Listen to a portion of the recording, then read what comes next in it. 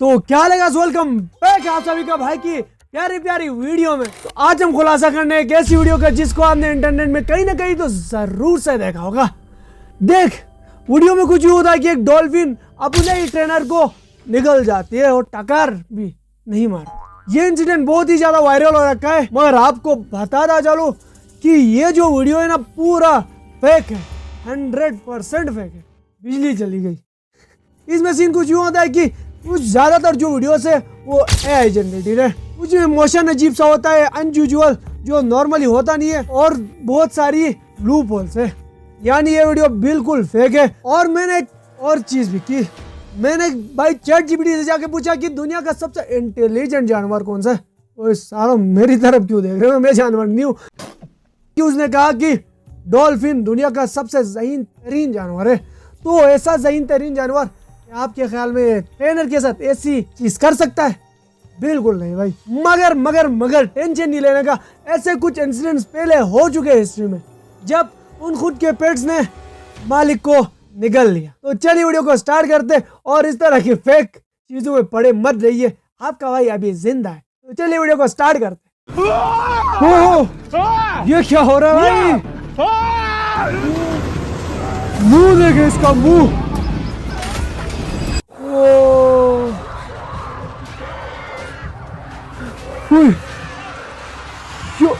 क्या किक मारा भाई, आंग छोड़ दे, आंग छोड़, इतना खतरनाक। चार्ला नेस एंड ट्रेविस चिंपैंजी 2009 में स्टैनफोर्ड कनेक्टिकट की चार्ला नेस अपनी फ्रेंड सेंड्रा हेरोल्ड के पालतू चिंपैंजी ट्रेविस के हमले का शिकार हुई। अच्छा, ये कॉल है, कोई कॉल कर रही है।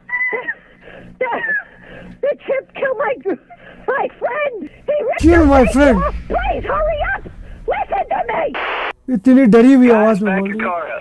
ये क्या कर रहे हैं? ओ बिल्कुल पागल हो रखा है भाई। ट्रेविस एक बहुत ही बुद्धिमान और अस्थिर चिंपैंजी था, जो कि पहले कई सारे एड्स और मूवीज में भी काम कर चुका था। लेकिन उसकी अस्थिरता की शिकार हुई चार्ला नेस, जो कि जैसे ही अपने फ्रेंड सेंड्रा के घर में घुसती है, वैसे ही ये चिंपैंजी चार्ला के ऊपर एक दर्दनाक अटैक कर देता है। इस अटैक में चिंपैंजी चार्ला के चेहरे, हाथों और आंखों को पूरी तरह से नुकसान पहुंचाता है। ये इंसिडेंट इस हद तक दर्दनाक था कि ये चिंपैंजी चार्ला के हाथ तक काट लेता है, जिसके बाद चार्ला को वहाँ की पुलिस के द्वारा बचा तो लिया जाता है, लेकिन फिर इनका डॉक्टर्स के द्वारा फेस ट्रांसप्लांट करना पड़ता है और इनके फेस और हाथों पर कई सारी सर्जरीज भी की जाती हैं। ओ भाई, चिंपैंजी इतना खतरनाक अटैक कर सकता है भाई, सोचा नहीं था। उसके दोनों हाथ चले गए और उसका फेस देखे क्या हालत कर दी। साले चिंपैंजी की ऐसी मारनी पड़ेगी। आगे देख। Sandra Pusan and her wolf dog.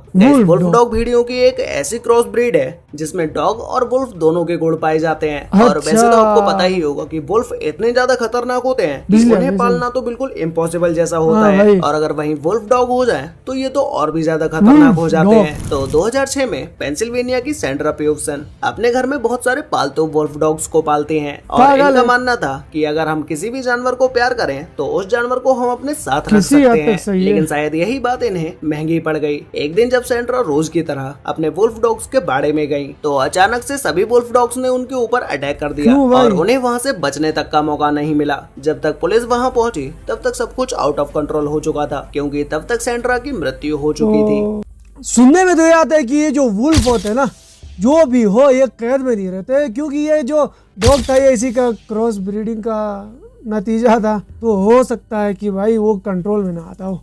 Number 13 पर है Marius else and his hippo. South Africa के एक 40 वर्षीय किसान मारियस एल्स, जो कि वहाँ की आर्मी में मेजर की पोस्ट पर रह चुके थे, ये अपने घर में एक हिप्पो को पालते हैं। हिप्पो अफ्रीका का सबसे खतरनाक जानवर माना जाता है, फिर भी मारियस ने अपने घर में हिप्पो को ही पाला ताकि वो लोगों को दिखा सके कि ऐसे खतरनाक जानवरों को भी अपने घर में रखा जा सकता है। ये अपने इस हिप्पो को 400 एकड़ के फार्म में रखते थे, जिसमें हिप्पो के मनोरंजन करने के लिए तालाब से लेकर और भी बहुत सारी चीजें थी। मारियस अपने इस हिप्पो को बेटे की तरह मानते थे और ये इसी के साथ इसके बाड़े में सोते थे। जब इन्हें इसकी सवारी करनी होती तो ये इसके ऊपर भी बैठ जाते। इन दोनों के बीच इतना प्यार होने के बाद भी हिप्पो ने मारियस की ही जान ले ली। एक बार जब मारियस हिप्पो के ऊपर बैठे होते हैं और वही हिप्पो पानी के अंदर चला जाता है और जैसे ही वो हिप्पो तालाब के बीचों बीच पहुंचता है जहाँ पर पानी बहुत ज्यादा गहरा होता है, उस जगह पर हिप्पो मारियस को पानी में ही डुबो देता है, जिससे मारियस की मृत्यु हो जाती है। ये हिप्पो पहले से ही बहुत सी ऐसी चीजें कर चुका था जिसे देखकर शायद मारियस को इस हिप्पो को पहले ही जंगल में छोड़ देना चाहिए था। ऐसे हिप्पो ने एक व्यक्ति और उसके पोते को पेड़ पर चढ़ने के लिए मजबूर कर दिया और इसने पहले कई सारे गाय के बछड़ों को भी मार दिया। और इसके अलावा जो हिप्पो के बाड़े के पास में बने गोल्फ कोर्स में जो भी लोग गोल्फ खेलने आते थे, ये हिप्पो उन्हें देखकर उनके पीछे ही पड़ जाता। ये इतनी सारी चेतावनी को नजरअंदाज करने के बाद भी मारियस एल्स ने इस हिप्पो को अपने घर में ही रखा। होना था भाई, ऐसे होते रियल इंसिडेंट्स। मुझे तो लगता है कि हिप्पो की नीयत गलत नहीं थी, वो शायद उसको तैरना सिखा रहा था। ऐसे कौन सिखाता है यार।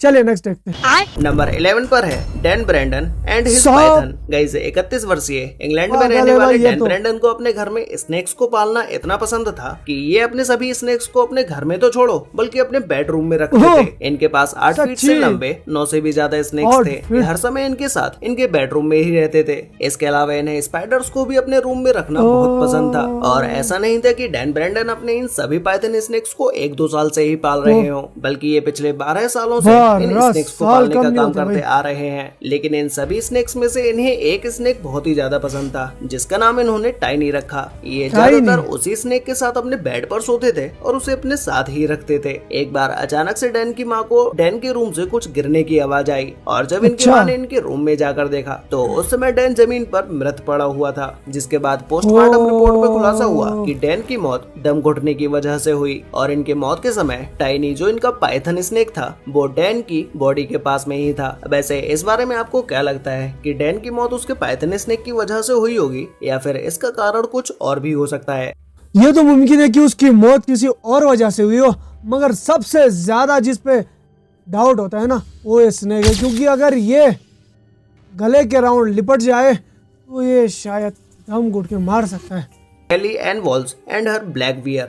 यह घटना 2009 में हुई पेंसिल्वेनिया की है, जहां कैली एन वॉल्स अपने घर में बचपन से ही एक ब्लैक बियर को पालती हैं और ये उसे पालने के साथ साथ अपने बच्चों की तरह उसका पूरी तरह से ख्याल भी रखती हैं। और इसके अलावा ये अपने घर में कई और विदेशी जानवरों को भी पालती हैं। इनका मानना था कि अगर बचपन से ही किसी भी जानवर को पाला जाए तो उसके अंदर आप अपने इमोशन भी ऐड कर सकते हैं। फिर चाहे वो जानवर कितना भी बड़ा क्यों ना हो जाए, इंसानों और जानवरों के बीच का बॉन्ड बहुत ही ज्यादा स्ट्रॉन्ग हो जाता है। लेकिन शायद इनकी ये बात 2009 में हुए एक हादसे के बाद गलत साबित हुई, जब ये अपने ब्लैक बियर का पिंजरा साफ कर रही थी और इनके बच्चे और पड़ोसी इन्हें उस समय देख रहे थे। तभी अचानक से वो बियर इनके ऊपर अटैक कर देता है, जिसके बाद इनके पड़ोसी ने इन्हें बचाने की पूरी कोशिश की, लेकिन इस भालू के बहुत बड़े आकार और इसकी ताकत के आगे वो कुछ नहीं कर पाए। जिसके बाद पड़ोसी ने भालू को शूट कर दिया, लेकिन तब तक बहुत देर हो चुकी थी और कैली एन वॉल्स अपनी जान खो चुकी थी। सच्ची में भाई इतने बड़े जानवर को कौन अपने घर में पालना चाहेगा? अंजाम तो यही हो सकता है भाई। Palm beaver and her camel.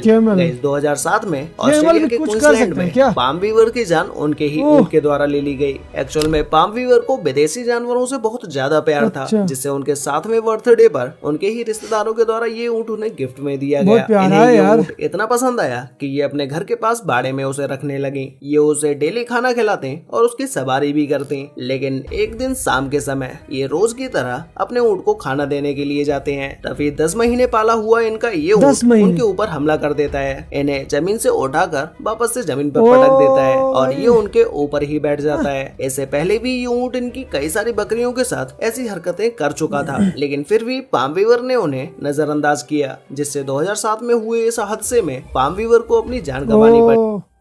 पहले तो इस केबल को ऊपर बैठने की क्या जरूरत थी? प्रॉपर जगह बनाई हुई होगी, वहां पे जाके बैठ सकता था यार। ऊपर क्यों बैठा साला?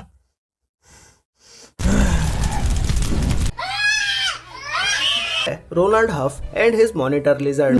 42 वर्षीय रोनाल्ड हफ एक ऐसे इंसान थे जिन्हें अपने घर में मॉनिटर लिजर्ड पालना बहुत ही ज्यादा इतनी पसंद बड़ी था। और छिपकली। ये 6 फीट लंबे मांसाहारी जीव को अपने घर में खुला छोड़ते थे, जिससे वो लिजर्ड इनके घर में कहीं भी और कभी भी घूम सकती सही थी। इनका बात। यही फैसला इन पर बहुत भारी पड़ा। ये एक बहुत ही जहरीली छिपकली होती है जिसके मुंह पर बहुत सारे बैक्टीरिया लगे होते हैं। अच्छा। 2002 में रोनाल्ड हफ की मौत का कारण भी यही लिजर्ड बनती हैं। लिजर्ड के द्वारा रोनाल्ड हफ को काट लिया जाता है और वो वहीं तुरंत ही बेहोश होकर गेट के पास ही गिर जाते हैं, और फिर यही मांसाहारी छिपकलियां इन्हें ही खाना शुरू कर देती हैं। जब इनके बारे में पुलिस को पता चलता है तो उस समय ये मॉनिटर लिजर्ड इनके फेस और हाथों को पूरी तरह से खराब कर चुकी थी।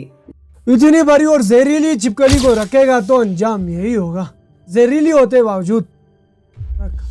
Ruth Hodge and her pack of dogs. 2013 में Dogs भी पेंसिल्वेनिया ऐसा की कुछ कर रूथ हॉज सकते हैं। की दर्दनाक मौत उनके खुद के पालतू कुत्तों के झुंड के कारण हुई, ओ, जिसमें कई सारे कुत्ते तो ब्रीड के डॉग वफादार के होते साथ हैं साथ यार। पिटबुल जैसे खतरनाक डॉग्स भी शामिल थे। रूथ ने बचपन से ही इन कुत्तों को खुद पाला था, लेकिन ये डॉग्स धीमे धीमे आक्रामक होने लगे। इन डेंजरस डॉग्स की एक प्रवृत्ति होती है कि अगर इन्हें ट्रेन ना किया जाए तो ये आक्रामक तो ये हो बात ही सही जाते हैं। एक दिन जब रूथ कुत्तों के बाड़े में गई तो वहाँ का एक पिटबुल डॉग इनके ऊपर अटैक कर देता है, जिसे देखने के बाद वहाँ के सभी कुत्ते रूथ के ऊपर अटैक कर देते हैं। जब तक ये वहाँ से निकल पाती तब तक तो ये डॉग्स अपना सारा काम खत्म कर चुके थे। मतलब कि 2013 के इस इंसिडेंट के बाद रूथ हॉज की मृत्यु हो गई।